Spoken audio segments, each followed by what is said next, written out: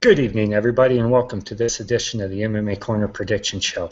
As tonight we are going to double dip and give you a twofer. We are going to break down both UFC Fight Night 43 and UFC Fight Night 44. As always, tonight's episode is brought to you by BattleBomb, the only pain reliever with the knockout power. BattleBomb.com. Check them out. Tonight's audio is powered by Soul. Power, clarity, comfort, Soul Electronics. Get you some. I'm your host, Josh Davis, alongside my panel, as always, Jason Shelkey and Justin Fuller. Guys, how you doing this evening? Amped up, ready to go. Yeah. Yeah. Let's do this, son. Woo! That's Fight week. On this. Double header. Fight week. Not only is it fight week, it's fight week leading into fight week or leading into international fight week. I mean, it is a great time to be an MMA fan. So, with that being said, let's get right into it. UFC Fight Night 43, James Tahuna versus Nathan Marquardt. Coming at you live on Fight Pass. Now, guys, this is you gotta be on top of this because it is an odd start time. The prelims are going to start at 2:30 a.m. Eastern. So for me, I'm in the Midwest. That's 12:30. For those of you out on the East Coast, it's actually 11:30 tomorrow night. So make sure that you are prepared. What's that? The West Coast. You said the East Coast. Oh, I'm sorry. The West Coast. My bad. The West Coast. I'm amped up. The West Coast. 11:30 tomorrow night. So definitely make sure that you're on top of that. And then main card starts at 5 a.m. So again, you guys can do the math. With that being said, let's get right into it. We got Robert Whittaker versus Mike Rhodes opening up the main card on Fight Pass for UFC Fight Night 43. Marquardt versus Tahuna. Justin, start us off. Who you got? Whew, man. You know, I've been a fan of Whittaker for quite a hot minute now. And, I mean, he did win the Smashes, Ultimate Fighter. You know, he's gone a little bit of mixed success. He's on a skid now, but I like him. I like his style, and I think he's going to pull it off. You know, Rhodes, he came up short in his debut in the UFC. He had some fights in RFA, which they seem to be one of the premier feeder leagues right now, but we're yet to see any of those guys really make a big statement in the UFC, and I think Whittaker is going to make Rhodes another example. Jason. You know, I'm right with Justin on this one. Whittaker, he throws a lot of punches, he lands a lot of punches, and Rhodes likes to absorb a lot of punches. So I don't see this going well for Rhodes. I see Whittaker getting a knockout in this fight. Well, I guess I have to make it unanimous. I love Robert Whittaker, and yeah, he's on the 2-fight skid right now. He lost to Court McGee. There's no shame in that. And if you remember, that was one hell of a fight. It wasn't really that Whittaker lost the fight as much as he just didn't have the same gas tank that Court McGee did. And then losing to Stephen Wonderboy Thompson, there's no shame in that whatsoever either. So I like Robert Whittaker. I think he's going to come back, make a statement, and Mike Rhodes is going to be the one who suffers the consequences. I don't know if he's going to get the KO, but I do think he'll get a finish. Moving right along. Bout number 2 on the card is going to be Hatsu Hioki versus Charles Oliveira. I'll go ahead and start this one. I love this fight. I think this fight could actually steal the card. If you haven't been paying attention to Hatsu, yeah, he's lost some fights, and he definitely was on a downward skid. He did bounce back, did get a victory in his last fight. However, I think it stops there. I do love Charles Oliveira. I think he's looking good at 145 pounds. His fight with Frankie Edgar was definitely a good one. He did show that he belongs in the UFC. He's still a young guy with a lot of potential. I look for him to make a statement and really put it on Hatsu. So I'm going with Oliveira. Shelky, give us your thoughts. You know, the days are gone now. Aoki being considered one of the best fighters on the planet. Before he came to the UFC, there was a ton of hype around him, and once he got in the UFC, he just completely fizzled out. And I got to go with the youth of Charles Oliveira here. I think he's got an incredibly sick ground game, and I think Aoki he's just reaching towards the tail end of his career at this point, and doesn't really have all that much to offer. So I'm going to take the Ghetto in this one, or I'm sorry, Dubrox. You know, I'm going to have to go with Hioki. Fuller. Yeah, he's a veteran of the sport, and he hasn't had the best success in the UFC, but I think I liked him against Menjivar. He's been in that weight class a lot longer, and here's the thing. The guy's never been finished. Now, he doesn't have a lot of finishes, but he's never been finished. He's tough as nails. Oliveira's a scrapper. I agree with Josh on this one. This is going to be fight of the night right here. This one's going to steal the show. I think 145, that's one of the most exciting, one of my favorite weight classes. The guys are small enough to be active, big enough to hit hard. I think it's the perfect balance, and we're seeing a lot of talent there. And while I think, Oliveira has the youth on his side, he's always hot and cold, hit and miss, but he's always exciting. He scraps, and so does Hioki, but I'm going to give it to the veteran. And you could be right. He could be off the schneid and be ready to get his second victory in a row. We'll have to wait and see. All right, moving right along. We have Sol Pelele versus Jared Rochelle in this one. Shelky, start us off. Hulk's going to smash, man. I mean, he's on an 11-fight winning streak. His last loss was against Daniel Cormier, and we know how good that cat is. Jared, he's got some skills, but I think experience with the Hulk is going to, not only is Hulk's experience, but his singing ability and his affectionate passion that he has for the referee and his fellow fighters is going to win him this fight by knockout. Fuller. So, Matt, Pelele, this is no contest. No disrespect to Rochelle, but this dude's a monster. He's going to be right there, scraping to the top 10. He's going to be getting that main event fight next here pretty soon. And I think I just am really excited to see where he goes from here. I'd like to see him fight the winner. I mean, we're already talking about who I'd like to see him fight the winner of. That's how much I think he's got this in the bag. Pelele by knockout. Last 11 fights were knockouts, and he's going to fight the winner of fucking Mark Hunt and Big Country Roy Nelson. That's what I think is going to happen. I'll put money on that. I have to concur. I'll make it unanimous. I, too, think that the Hulk is going to Hulk smash. No disrespect to Rochelle. He's on a 6-fight win streak himself. He's no slouch. But one of the things that you have to take into consideration on a fight like this, Pelele's fighting in his backyard. He didn't have to travel. He doesn't have to adjust to the time zone. He doesn't have to deal with jet lag. He doesn't have to deal with finding a place to train and finding a place to cut weight and all that kind of stuff. This is his backyard.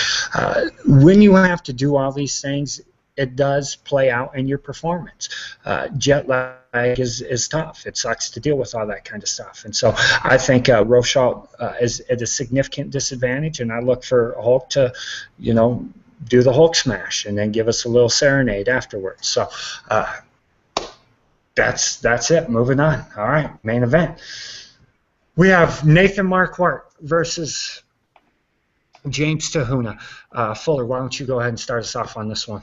This is definitely make or break for both guys. I don't necessarily think the loser's going to walk, but definitely no one's going to be headlining no cards anytime soon if they lose this one. I'm not sure if moving back to middleweight was the best move for Marquardt, but he had a come-to-Jesus moment and said that's what he needs to do. I mean, the guy's getting up there in years as far as fight game goes. He's got a lot of fights under his belt, so that's a lot of city miles, all right, on that car. And, who knows what's going on with him personally, health-wise, but, hey, we'll see if that's the right move. Tahuna, however, is dropping down to middleweight. So if anyone's got the advantage here coming in being the bigger guy, it's him. And he didn't have the best showing in his last 2 fights, but there's no shame in losing to Shogun Rua and Glover Teixeira. So I think Tahuna's going to pull the knockout on this one and make Marquardt consider a retirement. Shelky, give us your thoughts. Yeah, Tahuna, man, I got him all day in this one. Marquardt, he's moving back up. Maybe like a TRT has something to do with that. I don't know. Just throwing it out there. But also, if you go a little bit back, a little farther back with Tahuna, his 2 previous losses before that were to Alexander Gustafsson and Hector Lombard. So he's not losing to scrubs, and he's beating some quality opposition. He beat Jimmo, Joey Beltran, Ricardo Romero. I think that he is going to put Marquardt to sleep, and Marquardt is going to be on the street corner begging for change. Well, I think Nate's been good with his money, so I don't know that he'll need to be begging for change. But I do think Nate's going to be out of a job by the end of by the end of the evening. I do think that after he loses this fight, it'll be his 4th straight loss. Right now, he's 3-5 since 2010. So in his last 8 fights, I mean, he's definitely on the downside of his career. He's 35 years old. He's an old man. He's been in some wars, and he is in a must-win situation. If he loses this fight, he's done. Tahun, on the other hand, I think he could lose this fight and still be okay. Yes, it would be his 3rd loss in a row, but he did drop down to a different weight class. I think the UFC would give him one more shot. However, with all that being said, I don't think it matters. I think Tahun is going to knock Nate out. I just don't think Nate's the fighter that he used to be. I don't think he has the chin that he used to have. I think Tahun is going to put the pressure on him. He's going to be the bigger, stronger fighter. I think he's going to hit Nate a couple of times, and it'll be lights out Nate. And when he wakes up, it'll be with a pink slip. Yeah. One point on that is that Nate Marquardt, I mean, he's probably still under a Strikeforce contract, but that was a Strikeforce contract negotiated under a Zuffa Strikeforce. So it's not like it's coming with one of those big price tags where they're kind of eager to get rid of him, because we all know money plays a factor when it comes to cutting certain guys. That's why they cut Krokop the first time. That definitely had a hand in cutting Okami. So I think that depending on how much they got him for a bargain for would probably have a big factor in whether or not they want to give him that 5th shot or not.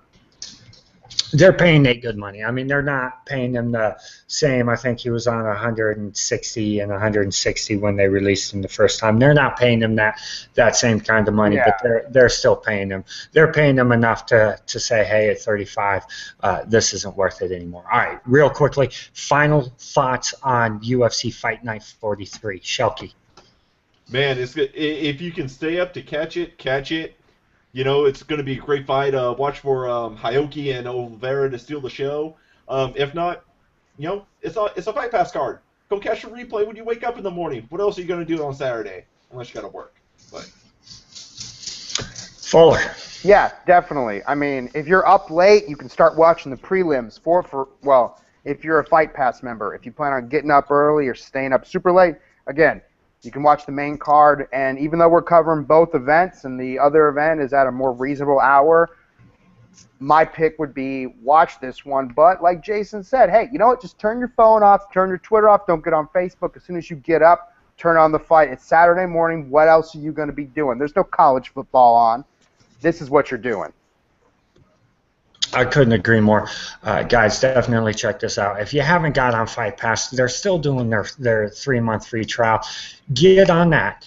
Check this fight out. And while you're there, check out everything else.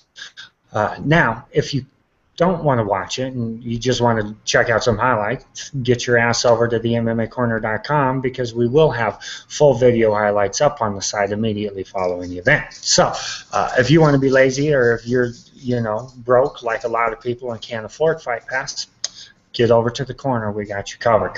All right, guys, let's move right along. UFC Fight Night 44. This card airs on Fox Sports. All right, so prelims are on Fox Sports starting at 8 p.m. Eastern. If you're Mountain Time like me, that's 6 p.m. If you are on the West Coast, not the East Coast, but the West Coast, that'll be 5 p.m. Main card starts at 10 p.m. Eastern. Again, you guys can do the math. All right, no BSing on this one. Let's get right into it. Starting off the event is overrated Joe Ellenberger versus James Moonsari. Fuller, go ahead and give us your thoughts. Always the contrarian. I'm going to go ahead and pick Joe Ellenberger on this one. And I don't know why. There's just something about James I don't like. Maybe it's his eyebrows.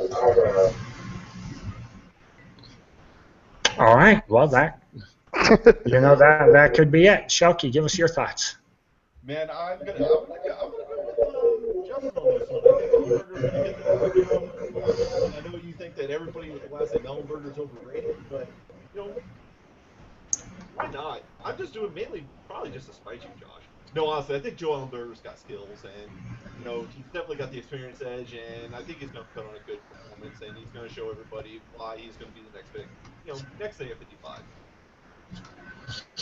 Well, here's the deal. Well, I do think everybody with the last name Ellenberger is overrated. I still think Joe's going to win this fight. I think this is a good matchup for him. I do like Musari. He's a solid competitor, but I think this is a tailor-made fight for Joe to showcase his skills, and certainly that's what the UFC wants. That's what they're paying him for. So I do look for him to get the victory, but again, personal opinion. I just think that the Ellenbergers are a little bit overrated. I'm not saying they're horrible fighters, but look at Jake's last performances. They've just been, I think, a little overrated. That's all. But come out, put down a couple ass whoopings, and prove me wrong. That's all I'm saying. All right, moving right along, we got Clint Hester versus Antonio Nito. Shelky, why don't you start us off on this one? This is going to be your classic striker versus grappler matchup. Clint Hester has dynamite in his hands.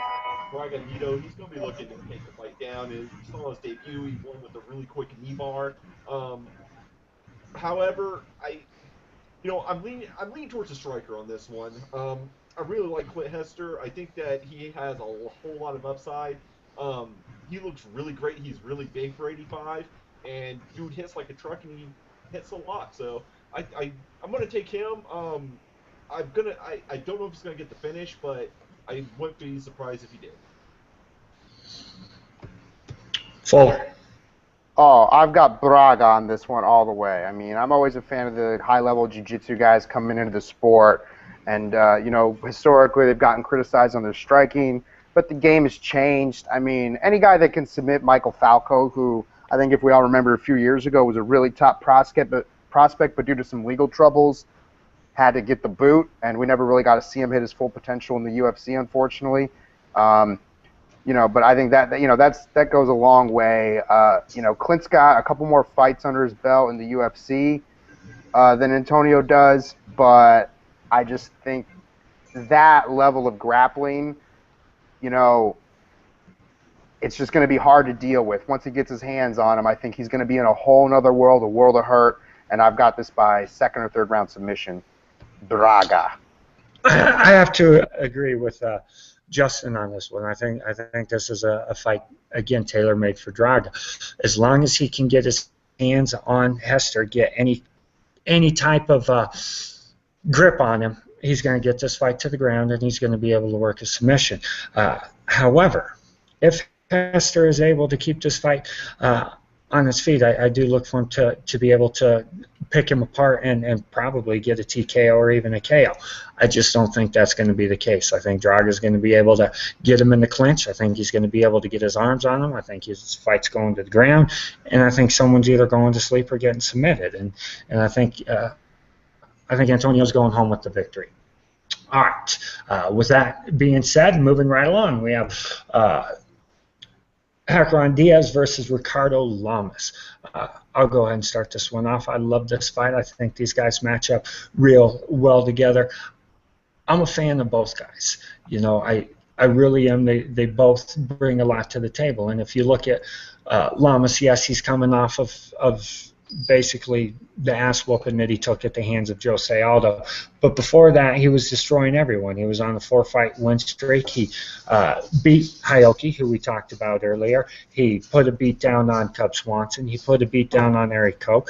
The guy certainly has some skills. Losing to Jose Aldo is, no big deal. Now, Diaz also was on let me count them off here. 1, 2, 3, 4, 5, 6, 7, 8, 9, 10. I just want to make sure that I'm my facts straight. He was on a 10-fight win streak before he suffered a unanimous decision loss to Nick Lentz. So he's going to be looking to get off the snide and not lose 2 in a row. However, I think he's going to. I think Ricardo Lamas is going to be able to use his size. He's going to be able to dictate where this fight takes place. And I like Ricardo Lamas to either get a TKO or a decision. Justin, jump in here. Everyone likes Ricardo Lamas. He always puts on a good show, but he just got systematically outclassed by Jose Aldo. And I don't think Diaz looked like he should have in that Lentz fight. I think, man, those Novo Now guys, they just know how to put it together. And I think he's going to be able to put the beating on Lamas. And I like Lamas. I think it's going to be an exciting fight. He's a tough guy, but I just think we've seen the best he has to offer. you know, where Cochran, he's just got more to go. He still has upward momentum, even though he's 30 years old. Shocking. You know, I'm kind of with Justin on this one because. Yeah, you are. Well, no, Lamas, like you said, I mean, he's coming off that one-sided ass whooping he took against Jose Aldo. We haven't seen him since that ass whooping. So who knows what that fight took out of him? And with Diaz, you know, that fight against Nick Lentz, that was only his first fight at 45.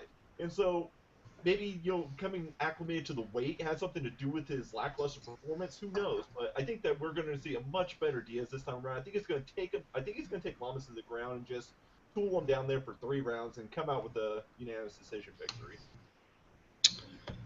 Well, I would not be surprised if that was the case. I just, for whatever reason, my gut tells me that Lamas is ready to go. Now, I've not talked to Ricardo or anyone in his camp, so I don't know. I just have a feeling that he's going to be ready to go.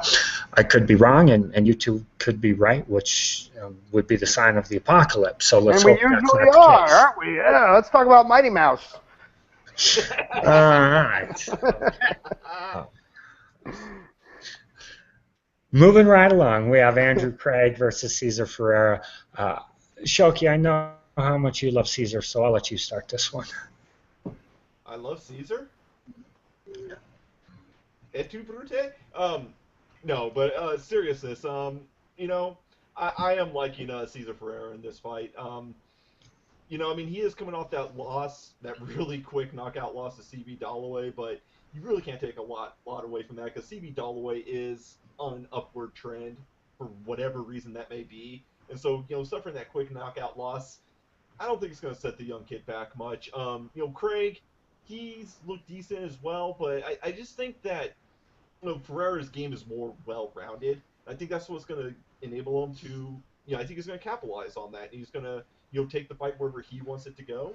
If he wants it on the ground, he's going to take it to the ground, submit him. If he wants to keep it up on his feet, he's going to stand up, trade, bang, and maybe score TKO. But one way or another, see him getting a finish this fight. Fuller. You know, I try to stay objective and empathetic to everyone, but I think there's something about Andrew Craig I don't like. I don't know what it is. I don't know. Maybe, I think it has to do with a buddy of mine's wife said her boyfriend in college was his roommate, and then ever since I didn't like him, and I don't know why. But you know, I do like Mutante, and like Silky said, man, Dollaway, that was just his night that night, and we know who he always brings it. I think Andrew Craig's claim to fame are his lucky KO head kick over Rafael Natal and his split decision win over and over the hill out of shape Chris Lieben. You know, I think his fight against Luke Barnett really exposed the kind of guy he is. Yeah, that was a fight of the night, but he lost that. I knew he was going to lose that, and I'm pretty sure he's going to lose this one too. And let's also point out, Mutante, he has a loss to the other guy we were just talking about, Antonio Braga. So I think both those guys are willing to win it tonight. You just love to say Braga, I think. I do. I do. All right. First, Andrew Craig. You know, 2013 was just not a good year for the guy. He went 1-2. He lost Ronnie Marks at UFC on Fox, Belfort versus Bisbane in January. Then he got the split decision victory over Chris Lieben at UFC 162 and 162 in July, and then he lost to Luke Barnett at UFC Fight Night, Machida versus Munoz. So this will be his first fight in 2014. Is he going to be able to rebound? Is he going to be able to put things together? I don't think so. I think Cesar's the better fighter, and I think Cesar has a lot to prove, not only to the UFC and all that kind of stuff, but to himself. He was flat out embarrassed by what happened to him at the hands of CB Dollaway. You know, that's a hard pill for him to swallow. It's a loss that definitely doesn't sit well with him. So he's got a lot to prove. I think he's going to come out and put his stamp down, and I think he's going to finish Craig. I'm looking for probably a second-round TKO. With that being said, we'll move on to what they're telling me is the main event of this card, and that is Kelvin Gastelum versus Nicholas Musoke. Who wants to start? Let's go with Justin. You know, I like Gastelum. I liked him on Ultimate Fighter. I liked his fight for him, and in some ways, I think it should be the main event with, you know, what Gastelum's ranking is, which while I think he has the potential to be at that spot, I don't think with only 3 wins in the UFC and 8 career fights that he should be at number 11, especially when you look at the guys in that division and the pedigree they have and the experience they have and the fights they've had. No way he should be ranked above Mike Pyle. That's just me. But again, I like him. I like the kid. I like where his potential has, and I like this fight for him, and I think he's going to pull it off. But, man, Musoki's fucking scary, man. He is. And I think if anyone can put a stop to this hype train, it's him. You know, I think Musoki is going to put the end of the hype train. I've not been impressed with Gastelum so far. I mean, he got the split decision over Uriah Hall to win the Ultimate Fire. You know, then he got the split decision victory over Rick Story. I mean, the only fight that he won convincingly without any question. He won both those fights, man. He won those. That's just me, though. But Hey. And the judges. It was you and the judges. So. Yeah, I know. I mean, I'm just saying that's. Exactly, but I mean, he hasn't impressed me, and if they're, you know, and I think Musoki, I mean, he, like you said, he is a scary guy. He gets you on the ground, he could do work, and I think that's what he's going to do. I think he's going to get Gastelum on the ground. I think he's going to do the work, and I think he's going to submit him, and I think he's going to shock everybody. He's going to knock Gastelum off that little pedestal that everybody has him up on right now. Well. True MMA pundits, I don't think, would be shocked if Nico comes in here and just puts a stamp down on Gastelum, because Nico is that good. There's no question about that. However, like Fuller said at the beginning, this is a fight made for Gastelum. Gastelum should be able to out-wrestle Nico. He should be able to outwork him in the clinch.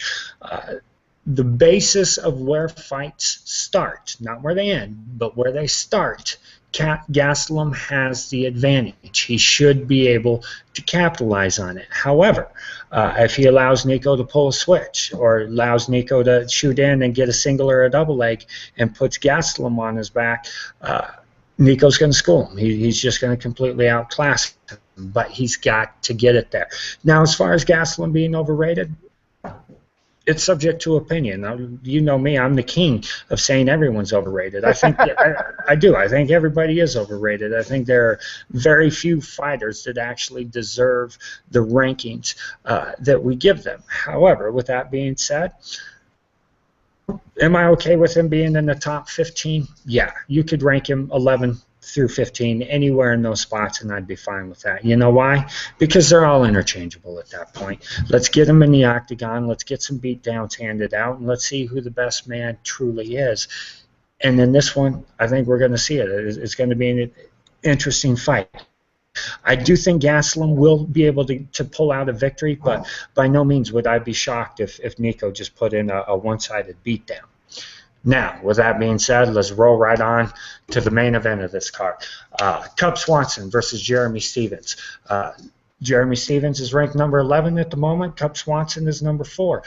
Jeremy Stephens has come out and said that if he gets a victory over Cub Swanson, he's told that he gets the next title shot.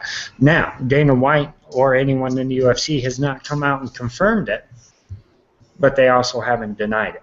And usually when a fighter says something that's not accurate, Dana's the first one to come out and be like, that guy's crazy. We never said anything like that. So the fact that no one said anything like that, maybe there is some truth to it. So with all that being said, Shelky, start us off. What do you think here?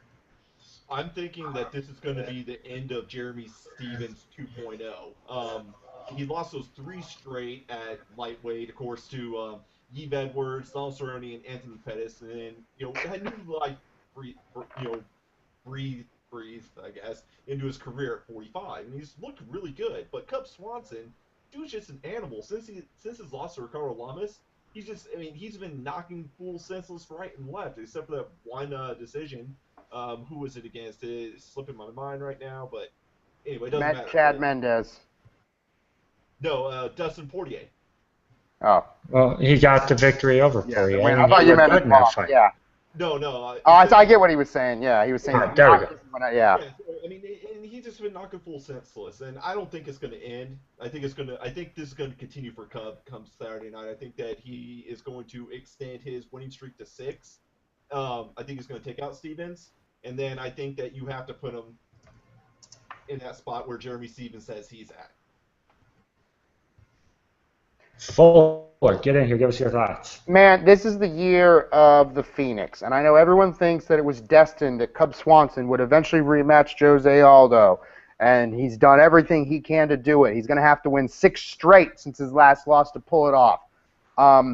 But, you know, I'm a fan of Jeremy Stevens 2.0. I love the guy at featherweight, and like me and Jason talked about extensively last show, this is the year of the Phoenix. This is the year guys rising from the ashes, coming back, making comebacks, and just putting on a show, putting their stamp on the sport, and Jeremy Stevens is going to be a part of that. I'm not comfortable saying how it's going to happen, but for some reason, something's telling me 5-round decision, one-sided beating in the last 2 rounds that leave Cub wondering, why am I still doing this? And I like Cub. I do. I just don't think that that destiny of that rematch with Jose is going to happen just yet. First off, I love this fight, and I will say this. I think whoever does win this fight probably is next in line for a title shot. And the reason why I say that is just based on the rankings. Right now, Chad Mendes, he's your number 1 guy. He's already getting his title shot. Frankie Edgar, who's ranked number 2, he's already tied up with BJ Penn. So that's not going to happen. Ricardo Lamas, who's number 3, well, we know what's already happened there. So that one's out. Cub Swanson is number 4. We'll get to him in a second. Chan Sung Young, he's number 5. He's spoken for. Clay Guida, if we're just being honest, he's not. I love the guy to death, and I'll always love to watch him fight. He's not a title contender. He's not competing with Chad or Jose. So you can take him off the table. Dennis Seaver, everyone knows what's going on with him, so he's out. That leaves Nick Lentz at number 9. He could make a case, but I don't think so. Number 10 is Dennis Bermudez. Not happening. So that does leave Jeremy Stevens and Cub Swanson. He'll be automatically number 5 if he wins. Let's point that out, too. Yeah, he probably will. Yeah. Cub Swanson's the man right now. He's on a 5-fight win streak with victories over Root, Pearson, Oliveira, Poirier, and Seaver. And he, like Shelky said, has just destroyed everybody. Worthy of a title shot. If he beats Jeremy Stevens, there's no doubt that he's worthy of a title shot. Let's look at Jeremy Stevens. Okay, coming in 145. Like Shelky said, he got his ass whooped in 3 straight fights. Edwards, Cerrone, and Pettis. Schooled him. Drops down to 145. He's looked good. If he's on a 3-fight win streak, if he puts a stamp on Cub Swanson and beats the crap out of him, he steals everything that Cub's done. All the accolades that Cub's built up, Jeremy takes from him, and without question, he would be an immediate title contender. So who's going to win the fight? I have to go with Fuller on this one. As much as I love Cub Swanson, I do. I think Jeremy's size, I think his strength is going to play the difference. I think when it gets into the clinch, and especially in the later rounds, that extra size that Jeremy Stevens going to be able to just lean on Cub Swanson and break him down, and then again, like Fuller said, in the 4th and 5th round, just put on an ass whooping. And I think Stevens going to be able to do that, and I think Jeremy Stevens will be getting the winner of Jose Aldo and Chad Mendes. All right, with that rambling being over, final thoughts. Shelky, start us off. Well, we have a lot of fights to watch Saturday. Lean into a lot of fights to watch next weekend. Lean into a lot of fights to watch the week after that. And you're seeing the trend here, man. We have a lot of fights going on, a lot of action given to us. Definitely all worth checking out. All the cards, of course, they're going to have the highlights, their lowlights, fights you want to see, fights you don't want to see, but they're fights. They're free. If you have Fight Pass, you're getting them all.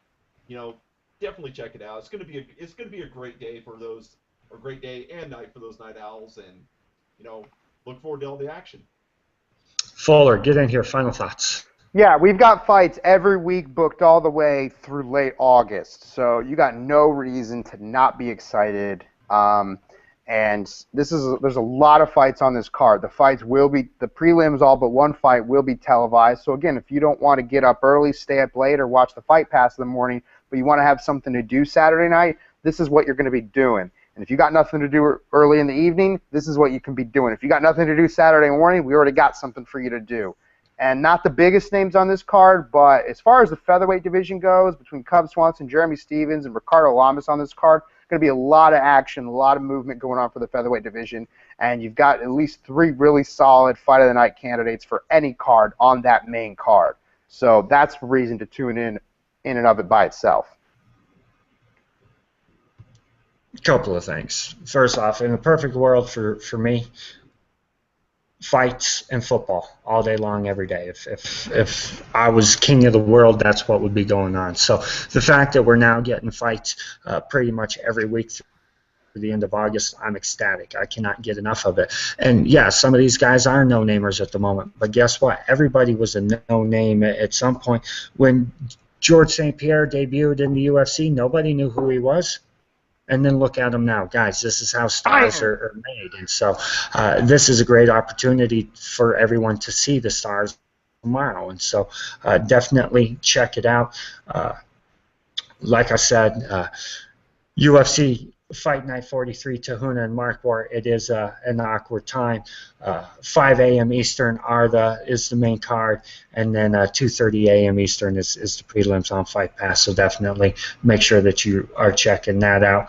And then as far as UFC Fight Night 42 or 44, Swanson versus Stevens goes, main card is 10 p.m. Eastern, and the prelim card is 8 p.m. Eastern. Now, we will be back Saturday night following UFC Fight Night 44 to give you a recap of all the action. If you missed any of the action, definitely get to the MMAcorner.com, your home for all things MMA, and check out all of the video highlights. We will have them up there immediately following the event. Then we will be back on Sunday for the MMA Corner news show.